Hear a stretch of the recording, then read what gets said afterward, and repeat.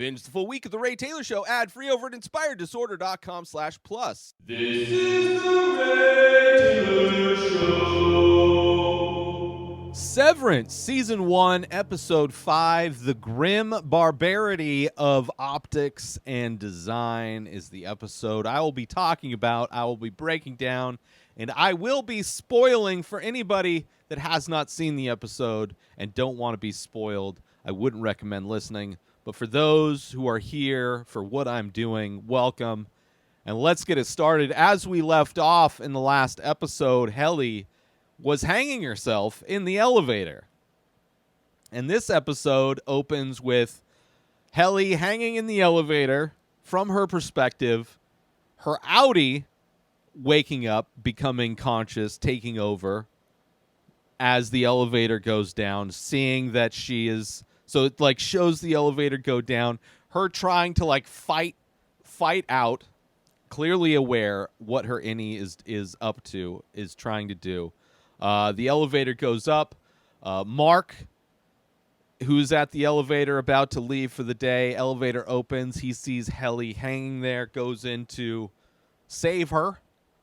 Grainer, you see running through the hallways. He's clearly saw her on the surveillance cameras, and he shows up just after Mark to help Mark out.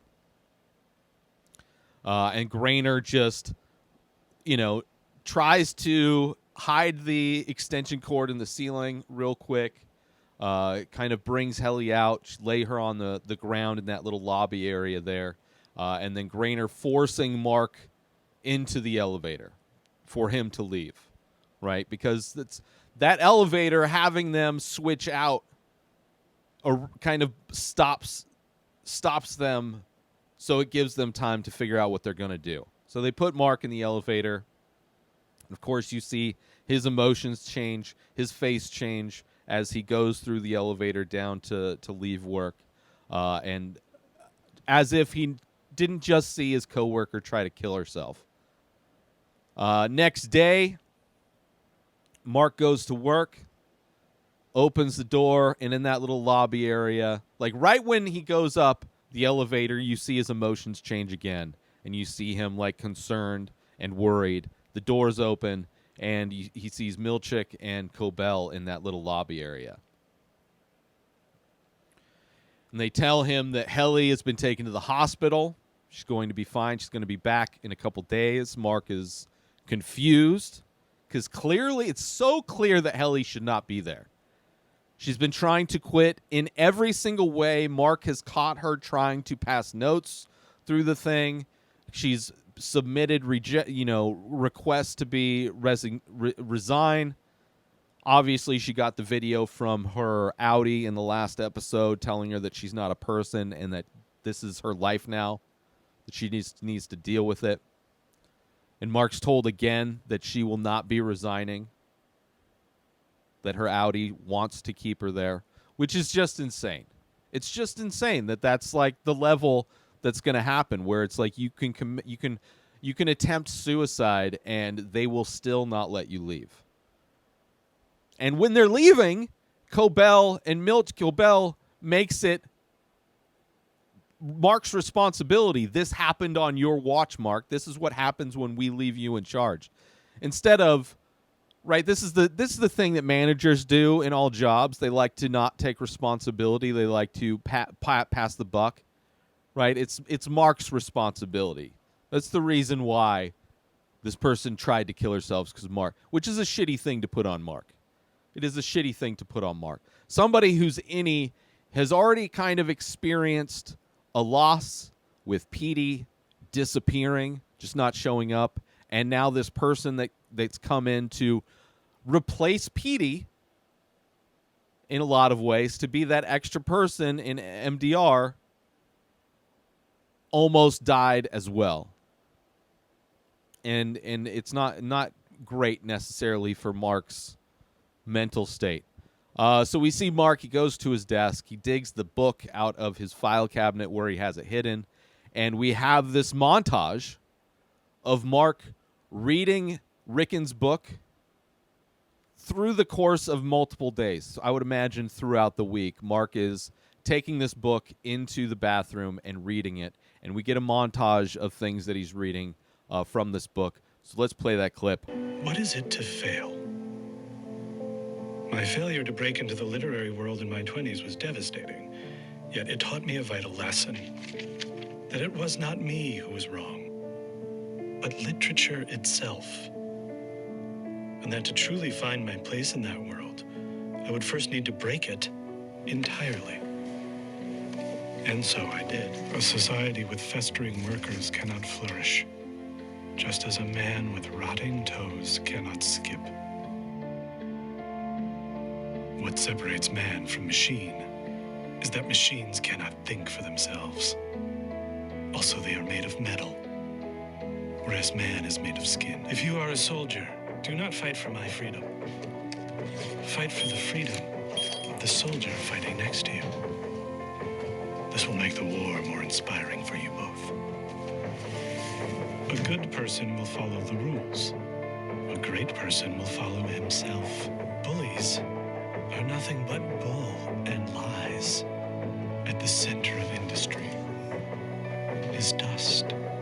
They cannot crucify you if your hand is in a fist. Should you find yourself contorting to fit a system, dear reader, stop and ask if it's truly you that must change, or the system.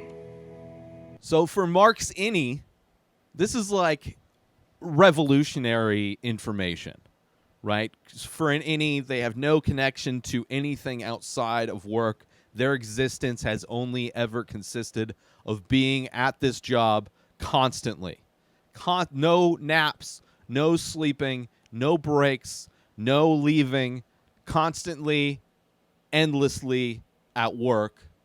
All of the information has been fed to them. All of them, for the most part, are existing based on this religious doctrine written by Keir Egan, the founder of Lumen.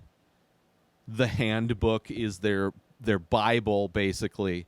So this is like the first piece of information that is giving him information and contradicting not only the things that he's kind of been indoctrinated into being severed, but also, you know, waking you up to the reality of corporations and what corporations do. And it's kind of funny because it's very, I mean, as people that live and exist in the world, we've heard all of these things before, but the way Ricken writes it is very comical. Very comical, but for Mark, it is revolutionary because this is like very new, inspiring stuff. And just a montage of Mark, you can tell now that he's existing in this place that clearly doesn't care about people. He's seeing that firsthand with Helly's situation. He's starting to open his mind to new possibilities, and this book is allowing that to be introduced to a lot of new ideas and a lot of new thoughts. Cut to Cobel in her office. Grainer brings the chip back and says that it was reintegration, that she was right. Harmony was right about that. And she has yet to tell the board about not only about that, but also has not told the board about Helly's situation, which is kind of crazy.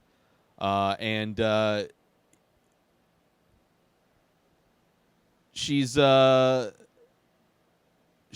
basically telling Grainer not to worry about the whole Helly thing. She's got that.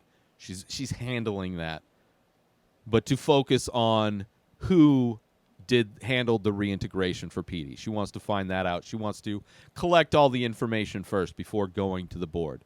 Clearly, in a lot of ways, Harmony Cobel is going rogue.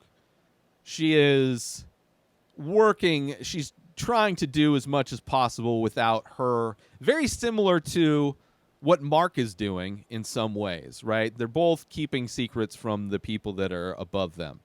and Harmony's not doing anything different. In some ways, probably trying to cover her own tracks.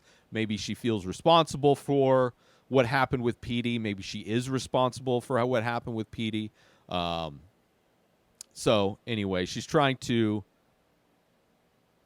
get that all situated before she takes to the board.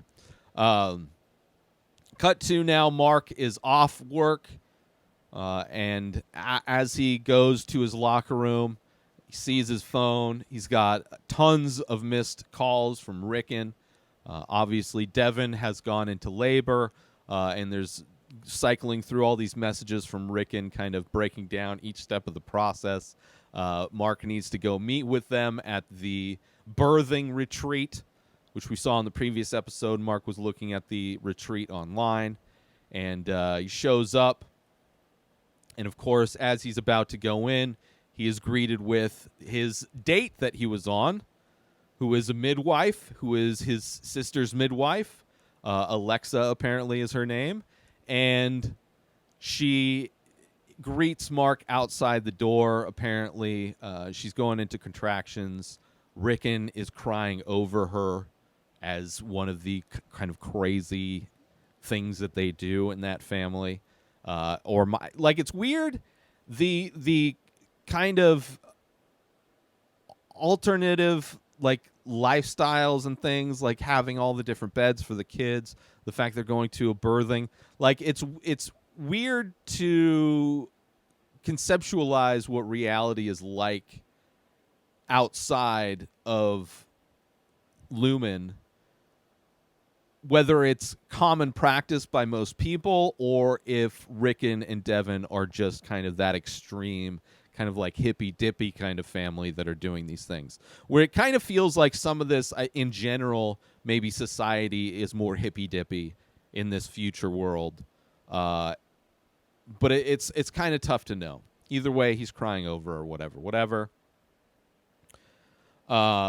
Mark goes inside, and there's a thing. One of the hippy-dippy things that Ricken tells Mark is that you should tell secrets, because secrets purifies the world for the child to. It encourages the child to be born because the aura of whatever is more pure, which is just crazy. But Mark doesn't kind of caught off guard, doesn't really know any secrets offhand, so Ricken decides to share one himself, which he is upset that Mark has not said anything about the book that he was given a week ago. And of course, Mark's outie has no idea about the book, which is interesting, right? Because we know, obviously, his innie is obsessed with this book inside.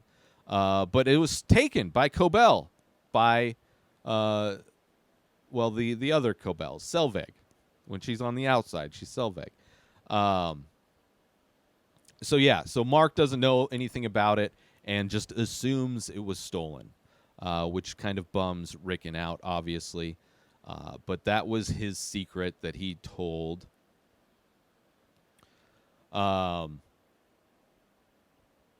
Devon...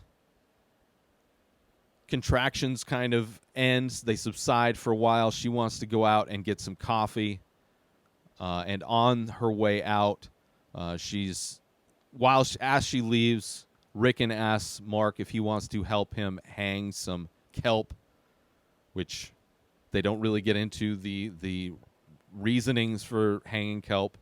As Devon leaves, she sees her neighbor in the neighboring cabin, which is a mansion compared to the cabin that she's in. This is a much wealthier family is in this cabin. The husband kind of just ignores Devon as she's trying to get his attention to see if they have coffee.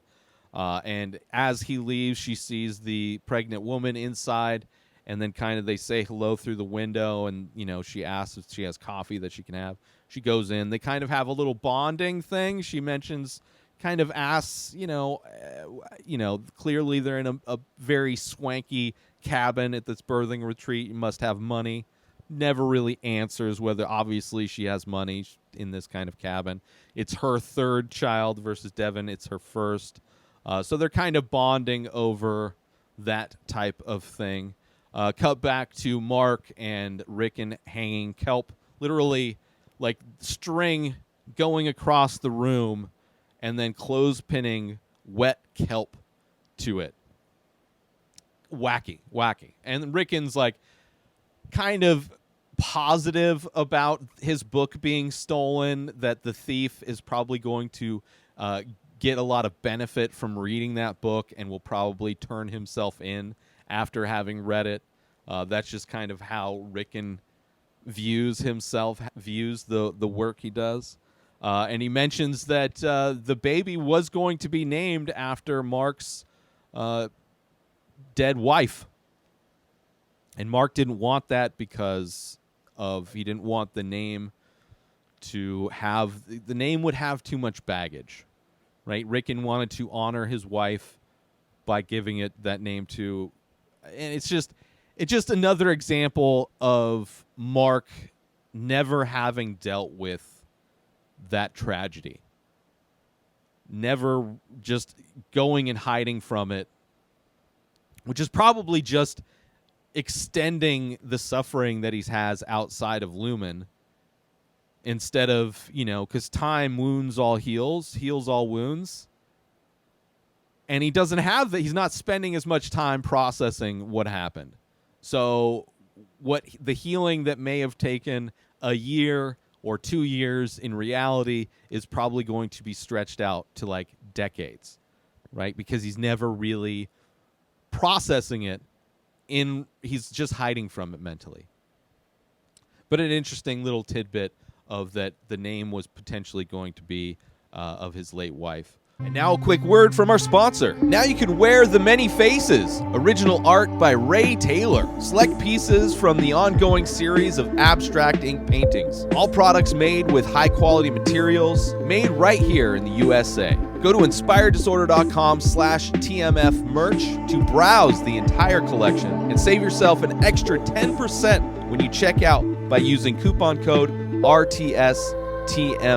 So once again, go to inspireddisorder.com/TMF merch and save 10% when you use coupon code RTSTMF. And now, back to our show. Cut to Devon comes back, finds Mark in the bedroom, and she mentions that maybe you should go ask she kind of throws out, go ask the neighbor to see if she wants to go on a date. Mark, obviously, I think she's taken.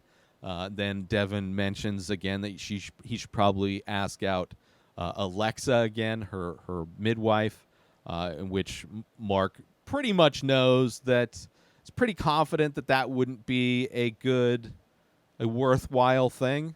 It probably wouldn't work out the way she would anticipate, because he knows how he acted on that date. They confronted the protesters and whatnot. She starts having contractions again. So Mark, offers like, oh, maybe I should tell a secret. You want me to tell a secret? And he opens up about thinking Lumen might be up to something. And just as he's about to start telling her about Petey, it escalates.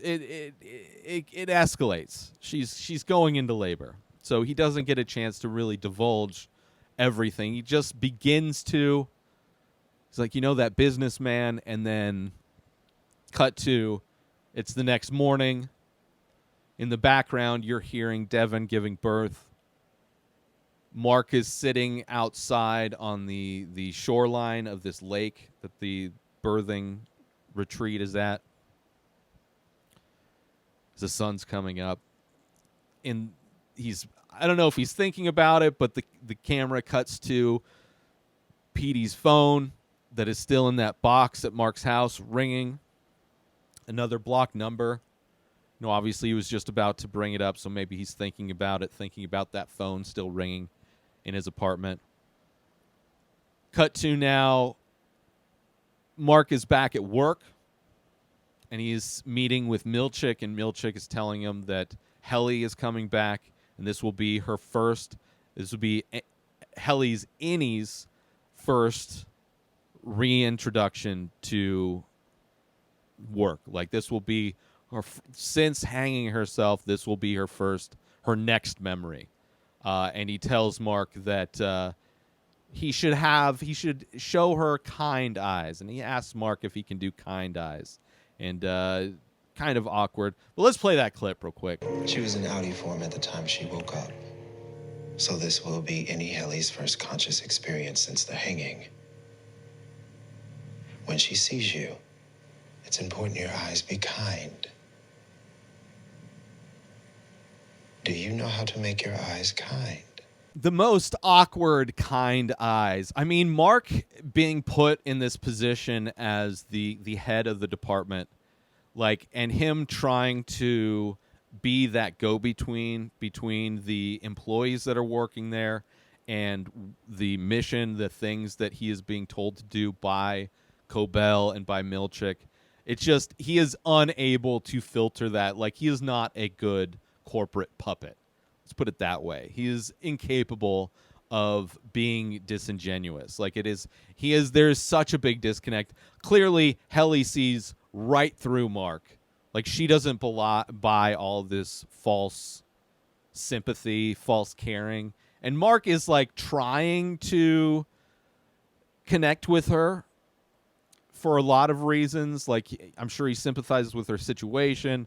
He is still kind of processing Petey disappearing. And just, there's probably a lot of things going on for Mark anyway, but his inability to kind of be that fake corporate person is so well communicated with his inability to do these kind eyes. But he goes to the elevator to wait for Helly.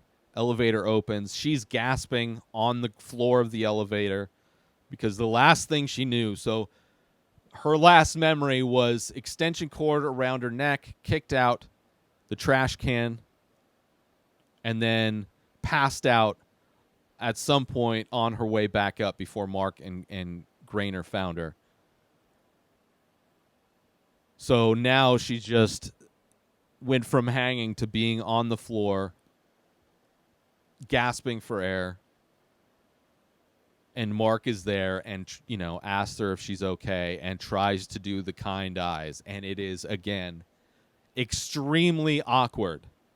It is like the acting necessary to pull off how awkward it is for him attempting. Clearly, it looks like he's attempting to do kind eyes, but it's like, it is so fake. It is like such fake compassion that is so typical in corporate settings. When you have like a manager or supervisor having to pretend to feel compassion for your situation, when they clearly couldn't care less. Mark tells her that, they go and they talk, and he tells her that the extension cords are no longer, they've been locked up along with all the dangerous stuff. And that she can, if she wants, she can just focus on happy numbers for a while instead of finding the scary numbers, which she laughs at that because that's just ridiculous. And he asks if she wants to talk, because obviously it's a big situation, but she doesn't trust Mark, so she just gets up and she leaves. Cut to Irving. Irving's concerned, as Irving always is. He suggests that they should give her, random quotes from random inspirational quotes from the handbook, because of course Irving loves quoting the handbook. So many people love quoting the handbook, the Bible, as it were, of Lumen, the Lumen Bible. The thing that Cobel seems to quote constantly is it's almost every time she's asked a question, she answers with a quote. Miss Casey has been tasked with watching Helly to report on any bad feelings that she may have, signs of sadness. And Miss Casey is a weird character because she is so robotic. She definitely feels dead inside. Like, definitely shows compassion as the person who's in charge of wellness. That kind of makes sense, but definitely has a android robotic vibe to her. and she's being tasked with watching Helly, like literally just while Helly's working, sitting 3 to 5 feet behind her, watching her, taking notes. Like, you want to make somebody who's already suicidal, who hates their job, who's been trying to get out of here constantly, to have the added pressure, the added stress of somebody literally just watching your every move, taking notes with your every move. You're seeing Helly just like clearly starting to lose it, like picking eyelashes out as she's pretending to do work, sitting at her desk. Just an insane kind of a situation. And of course, she can request a hug if she needs, if she feels like that would at all help her, which is just so ridiculous.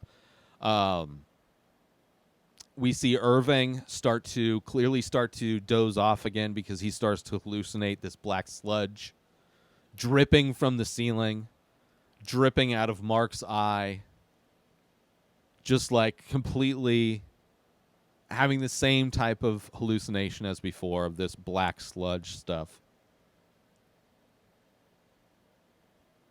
He wakes up, didn't get caught by Milchick this time, but Irving wakes up and tells Mark that he needs to go talk to Burt. He needs to go to O&D and talk to Burt about what's going on. And Mark tells him to make him a copy of the map in case they need to go find him later. So while Irving is making a copy of this map, which they're not supposed to have, instead of the map coming out, 2 prints of a painting come out, and the painting is of the O&D department during this coup that Dylan heard of, that Dylan is worried that's going to happen, the reason why Dylan is so untrusting of Burt and untrusting of the O&D department.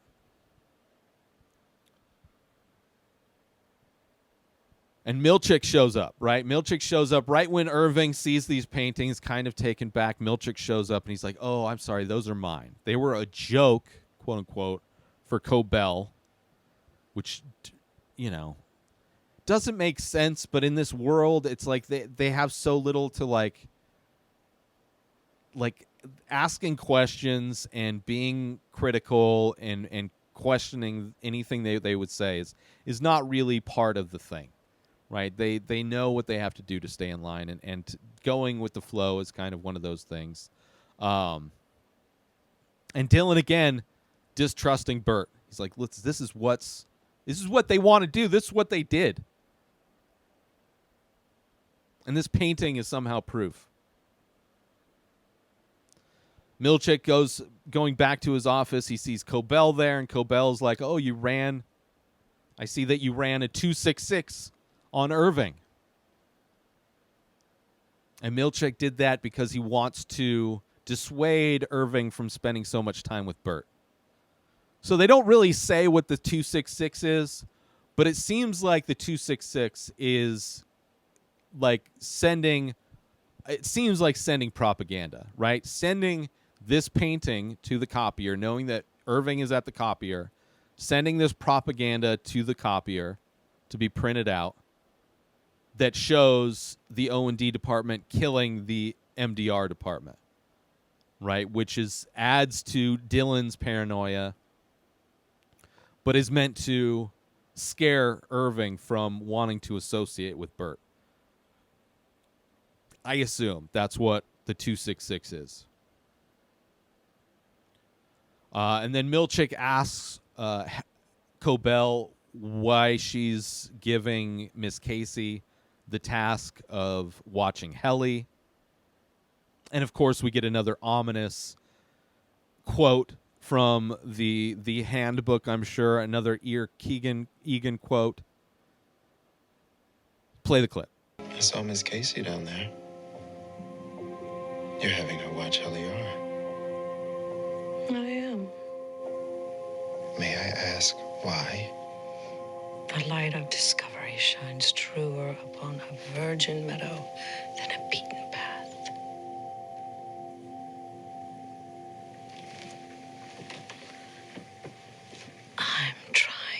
something new with Miss Casey. Keep it between us. So yet again, another secret that Cobel is doing, using Miss Casey. I would assume so Miss Casey is a tool for them to get information from people. And by that quote is that they will be able to learn more from Miss Casey studying Helly than they would from Miss Casey studying the other employees that have been there a long time. Like, Helly is the virgin do, or the whatever she said. I didn't even, she is the new person in the group versus the other people who are the well-beaten path. And who knows what, so much of this situation in Severance feels like an experiment.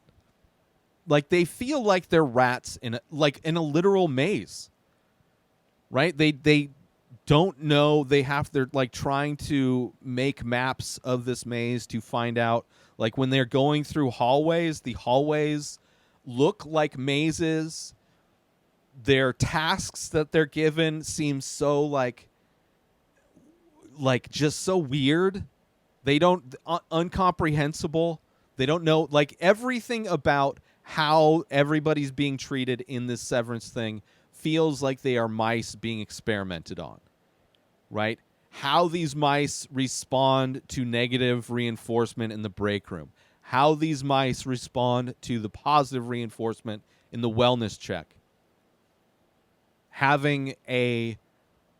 Studying how the newer mice respond in this maze versus the mice that have been there for a long time, right? And there's a lot of scenes. There's cameras everywhere, constantly being observed by the quote-unquote scientists. You have Cobel always on her computer monitor in her office watching surveillance film of things that are going on, constantly being observed,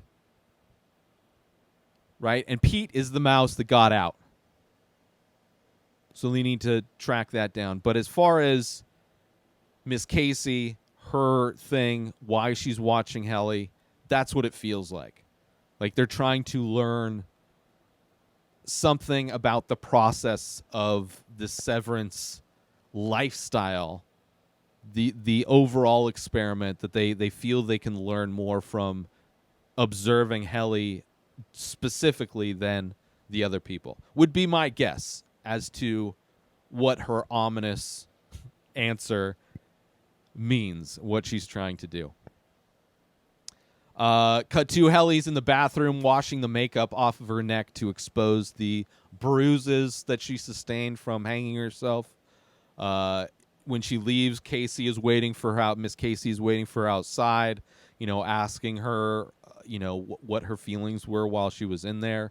Mark, in an attempt to get Miss Casey off of Helly's back, pretends to spill coffee on Miss Casey's notebook accidentally. Like, clearly he did it on purpose.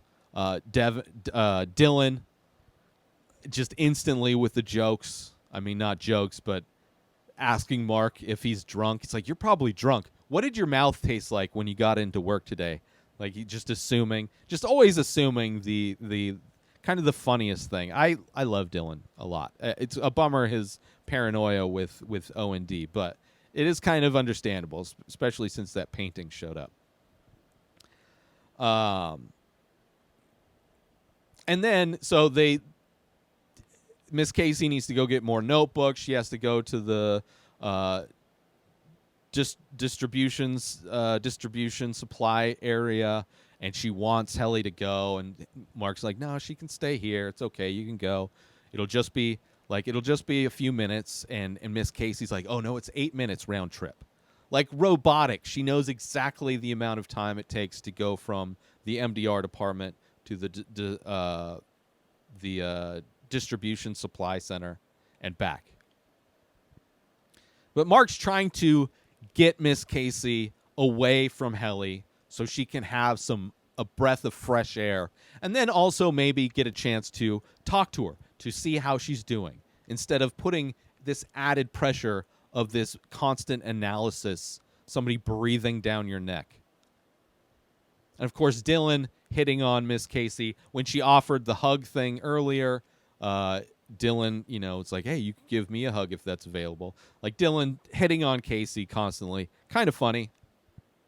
Like, asks if she needs a hand going to the thing.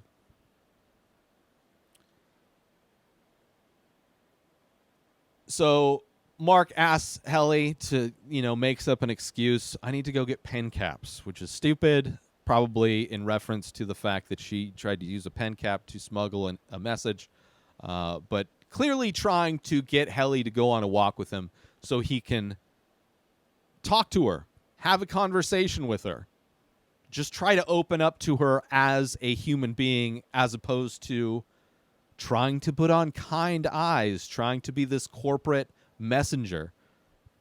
So she finally gets the hint, and they go on a walk.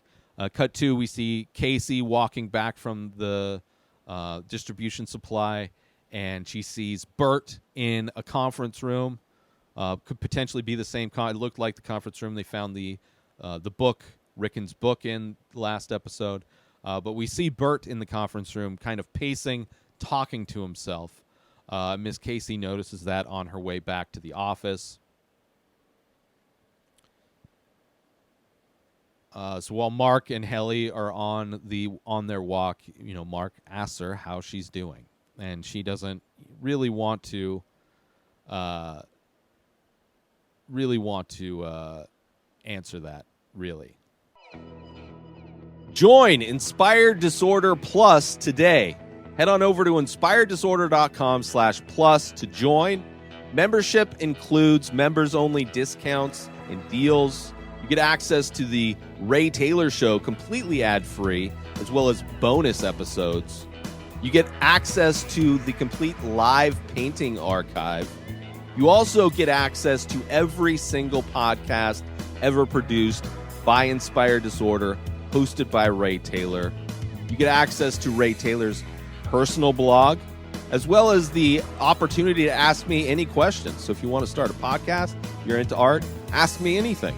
And so many more things are being added every day to Inspired Disorder Plus.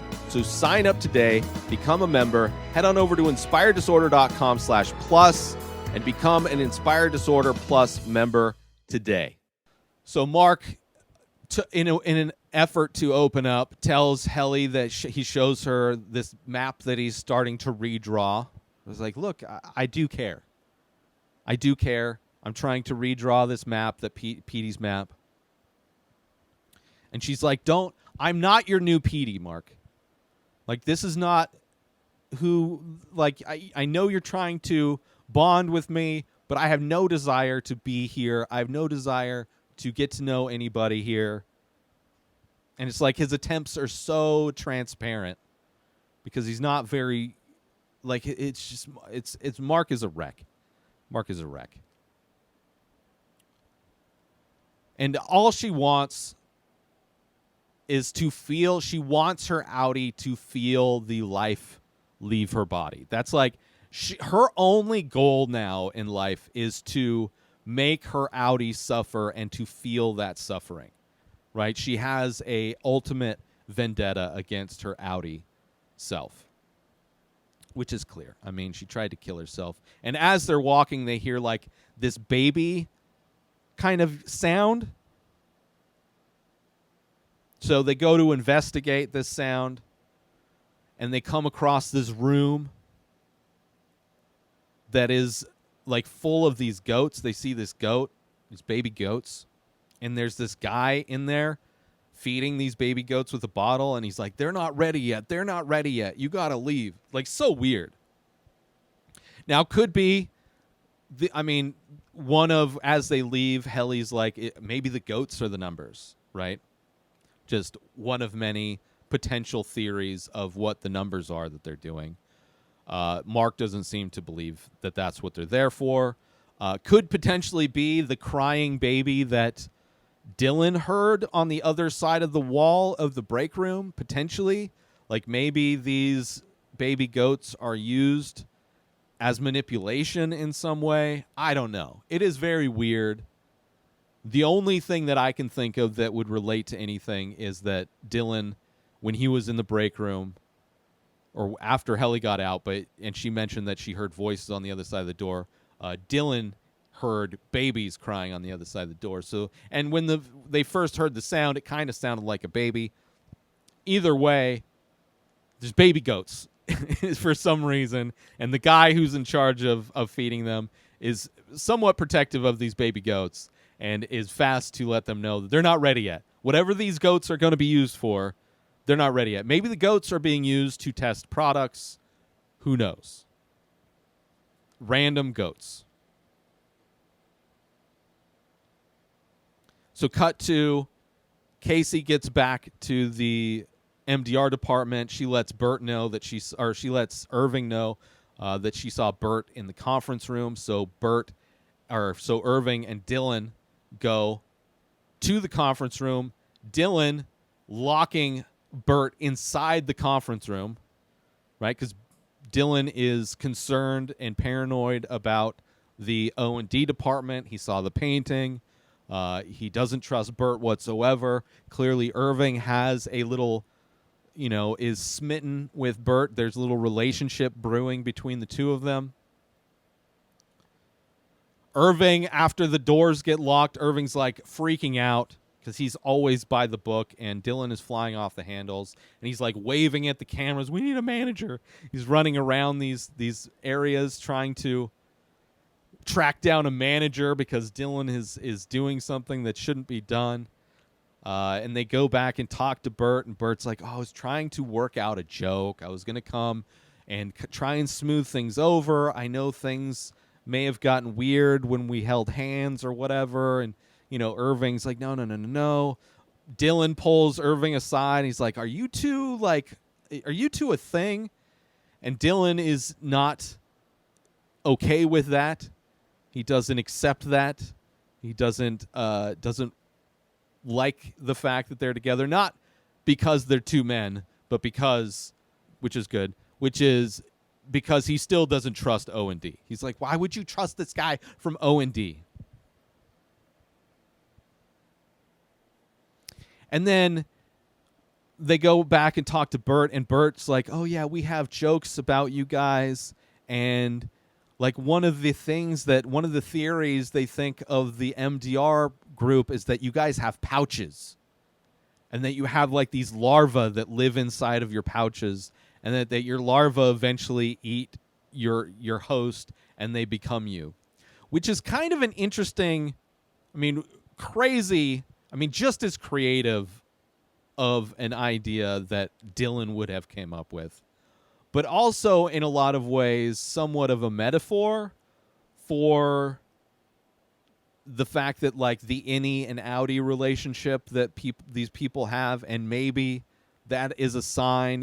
Petey mentioned that there's a department where people are just innies full time, 24/7, and maybe that is what ends up happening to people who are severed. That eventually the severed version of themselves takes over, right? As the larva eats the host until it takes over. Maybe. Very weird, but also very funny. Irving laughed at it. The fact that they would have jokes, or they would have pouches. Burt doesn't believe that painting they saw was real. He's never seen it before. Of course, Dylan doesn't believe that. Burt invites them to go to the storeroom, right? Because Dylan's like, listen, Irving saw the storeroom in O&D where there are, 6 more people working. Like, we already know you're lying to us. And Burt invites them. It's like, listen, I'll show you come to the storeroom. I'll show you. So they end up going to the O&D department. Dylan's walking around going like, why am I even here? Like, I am in enemy territory. He looks in one of the drawers and finds the painting that Burt says doesn't exist. Brings it out, shows it to Burt, and Burt points out that the painting is different. The original painting shows that the MDR guys were the one that were killing people, that were in charge of the coup. The badges are different. So it's clearly propaganda. I mean, it's a painting, first off, so we don't know if that ever happened, right? They could have created that painting in an effort to keep departments separate from each other a long time ago. And maybe it was from keeping O&D from socializing with the MDR crew, and now that the MDR crew is going the other way, they changed the image to kind of scare off the MDR crew. But it's clear they're in a world that is being manipulated by these people, by Lumen, specifically designed by Lumen. They have their religious handbook that they live by. They have their rules. They have the institutional kind of bureaucracy of all of the things that they have to do. So it's not crazy that, and the paintings all have like these messages. They all have these meanings. So it's not crazy that this would be one of many forms of propaganda to control people.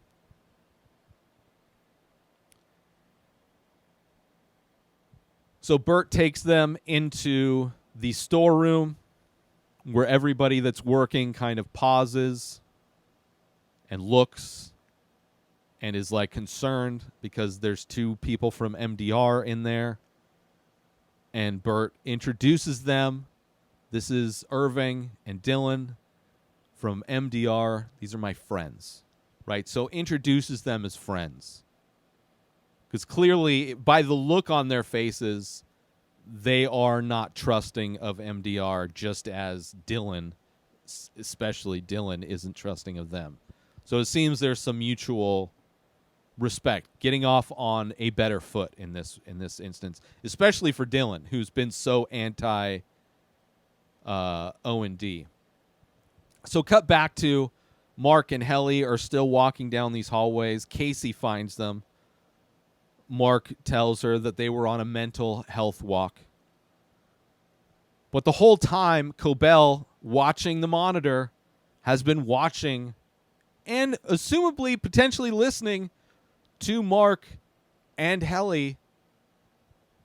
She potentially knows that they found the goats, whatever the fuck the goats are. She knows that there's a map situation. She knows that, that Helly, what she wants to do potentially to her outie. So Cobel is kind of monitoring this whole thing. Grainer comes in the door, opens the door, and's talking to her about, did you see what's going on? Do you see, why are you letting them walk around? Let's play that last clip. You aware what MDR is up to right now? I thought that's what you were paid for. You're not stopping it.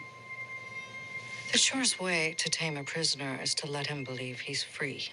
There's a cure quote for everything. How many more departments are you going to let them find? I'll have a word with Mark. I would be careful. Upstairs wouldn't look kindly on this. Yes, Daddy. You can talk to me when you figure out who hacked Kilmer's chip. I mean, there's a lot to unpack with that. First off, they could be talking about two different situations. It sounds like Grainer is talking about Irving and Dylan over at O&D, where it's clear that Cobel is talking about Mark and Helly. Either way, the idea of pretending, acting like they're free, even though they're prisoners, they know they're prisoners, is interesting. And her calling him daddy.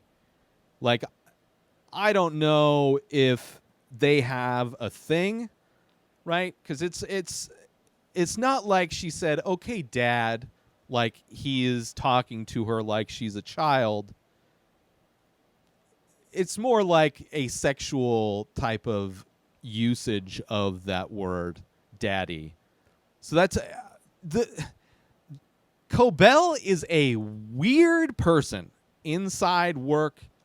Selvig on the outside makes a lot of sense, right? kind of fits in with the whole hippy-dippy thing. But Cobel, all of her answers are like these quotes, which, Grainer points out that, got an Egan quote for everything, or Keir quote for everything. She just, don't mind what I'm doing. Focus on your job. Figure out who hacked Petey's chip. But it's clear Grainer knows that she's up to something. She's doing something. Like, Cobel is doing a lot of things on her own. Like, she has gone rogue in a lot of ways with this whole situation. Like, she is, like, there's a potential for the board to find out what she's doing and to, big changes could happen. But she's clearly doing something, trying to let them feel free. And just kind of a crazy thing, because it really feels like they're talking about two separate things, right? It feels like Grainer is talking about the O&D people. I mean, they're kind of both one and the same, But either way, it's interesting that they are aware, like all these people kind of think that they are doing their stuff without the management knowing, even though there's cameras everywhere. But interesting. That's how it ends. Obviously, we don't entirely specifically know what the 266 is. I'm assuming it's like a propaganda push. Pushing out a piece of propaganda in order to control a situation. But yeah, interesting. What are the goats about? Who knows? Are they mice in a trap, in a maze? If it really feels like they are. Who knows? All these things. What are they doing at O&D? Why is there this secret thing? How are they going to respond to this new department that they're meeting? How is Dylan going to change his opinion on O&D? Since he was the one who was super against it. How is Helly going to deal with Miss Casey constantly writing her? Although it did feel, she offered to clean up Mark's map because his drawing was garbage. So it does feel like they were able to bond on this walk, that Mark was able to get to her a little bit, and that they will be able to work together on some level. And maybe Mark reading the book, Ricken's book, the any Mark reading Ricken's book, will help him bond with his coworkers and kind of help him rally the troops against the people who are the maze runners. Anyway, that was this episode of Severance. Next episode is episode 6, Hide and Seek. Interesting title. But some kind of interesting things going on in this, seeing how controlled they are. And obviously, it really feels like it is just all an experiment.